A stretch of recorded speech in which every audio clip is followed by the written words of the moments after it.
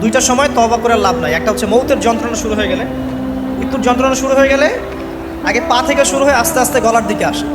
হাদিসে যেমনটা এসেছে, সূরা ওয়াকিয়ার মধ্যেও আছে যে পায়ের দিক থেকে যন্ত্রণা শুরু হয়ে আস্তে আস্তে আস্তে আস্তে এই গলার দিকে আসে। আত্মাটা গলার এখানে যখন চলে আসে, এখান থেকে মালাকুল মউত আত্মাটাকে নিয়ে চলে যায় এবং চোখ দিয়ে তাকিয়ে থাকে মানুষ। রুহটা চলে গেলে মানুষ চোখ দিয়ে তাকিয়ে থাকে, দেখবেন এই কারণে মৃত ব্যক্তি তাকিয়ে থাকে, চোখ খোলা থাকে। এবং তখন আসমান থেকে সিঁড়ি নামিয়ে দেওয়া হয়, ওই সিঁড়িতে করে আত্মা চলে যাচ্ছে, ও তাকিয়ে দেখে যে আত্মা চলে যাচ্ছে। এবং মানুষ মারা যাওয়ার পরে চোখ জীবিত থাকে অনেকক্ষণ। মেডিকেল সায়েন্স যারা পড়েছে তাদেরকে জিজ্ঞাসা করবে, মানুষ ডেড হয়ে গেলেও চোখ দেখবেন আরও কয়েক ঘন্টা, হয়তো আরও নির্দিষ্ট একটা সময় পর্যন্ত চোখটা কিন্তু জীবিত থাকে। এই জন্যে চোখ বন্ধ করে দিতে হয়। যাই হোক, যেটা বলছিলাম যে মৌতের যন্ত্রণা শুরু হয়ে গেলে তওবা করে লাভ নাই, তওবার দরজা বন্ধ।